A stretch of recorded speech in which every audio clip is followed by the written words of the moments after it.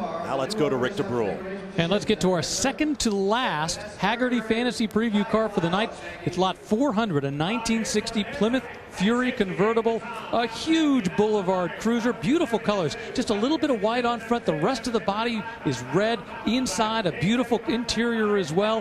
White top. It's got all the looks. And the paint on this particular car actually came out of George Barrett's paint shop, along with the chrome, the interior, the mechanicals. It has the 318 engine, not the big, huge engine, but it's a very, very nice car. I tell you, I was looking for flaws. There's a few here, but not too many. The result being, this is a very, very nice car. Once again, it's lot 400, a 1960 Plymouth Fury convertible. This is the next Haggerty Fantasy Bid car. And it's got that Aero steering wheel straight out of the Jetsons. Figure out what you think the car will hammer away for. Text it to 773333. And good luck. Remember, time is of the essence. In the event of a tie, the winner is the bid received first. That's our Haggerty Fantasy Bid car. The bidding is now open. It will end when the car hits the block. We'll be back in just a moment with more live speed HD coverage of the Barrett Jackson from Las Vegas, presented by Bridgestone.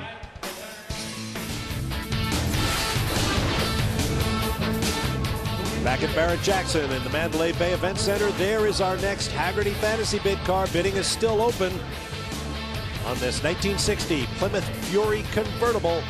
Top of the line back in 1960. Might go for a big number in just a few moments. Figure out what you think the final hammer price will be. Text it to 773333 or go to speedfantasybid.com. Good luck. We're about to close the bidding. And on that, we close our Haggerty Fantasy bidding on this beautiful red 1960 Plymouth Fury convertible, an all-original car. Well, everybody says the 59 Cadillac was the epitome of fins. I'm not so sure. I think the 60 Plymouth Fury, this one right here, gave it a run for its money. Some serious fins on the back of this thing. And I'll make a point we've said a couple of times before. This is a car that you want to buy fully restored because it is extremely expensive to put right. Expensive top, lots of chrome, unique body panels, big painted surfaces. I mean, you don't want to have to restore one of these to this condition. Well, that's right. 1960, of course, the full-size Plymouth line consisted of the Savoy, Belvedere, and, of course, top-line Fury. Though the Fury name arrived in 1956, 1960 was the first year for a convertible model. There were 7,080 built, and this is one of them. A couple of liberties taken here and there. On the firewall, there's a electronic control unit for the distributors, which would have had a single point, so that would make it start a little easier. So it's not a strict restoration, but a nice driver. I'm not sure of what I'm looking at here in the interior, but I got a pretty good guess. Underneath the AM radio, I believe that box is a 45 RPM record changer. That would be the Highway Hi-Fi. And in fact, I believe it actually wasn't a 45, it was something like a 60 RPM, a strange specific speed record that Chrysler made specifically for the Highway Hi-Fi system. Same idea, though. One of my favorite features of this car is the way the automatic transmission is actuated. We used to call this typewriter drive.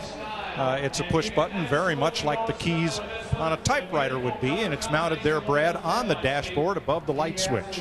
Reverse neutral drive, 2-in-1. Over 5,800 Haggerty Fantasy bids on this Fury. Thank you very much. Of course, 1960, another big year for Chrysler. This is the first full-sized or medium-sized with unibody construction. And just to augment something I said earlier, when I said you don't want to restore one of these, what I meant is you don't want to pay to restore one of these, because that is a very expensive car to put right.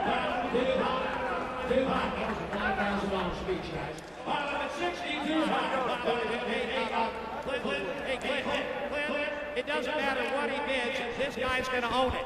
So let him bid again. Now I've got $60,000. Give him 62.5. Well, I'm going to bid 62.5. I'm not guaranteeing nothing, but I've got $60,000. 62.5. Well, I'm going to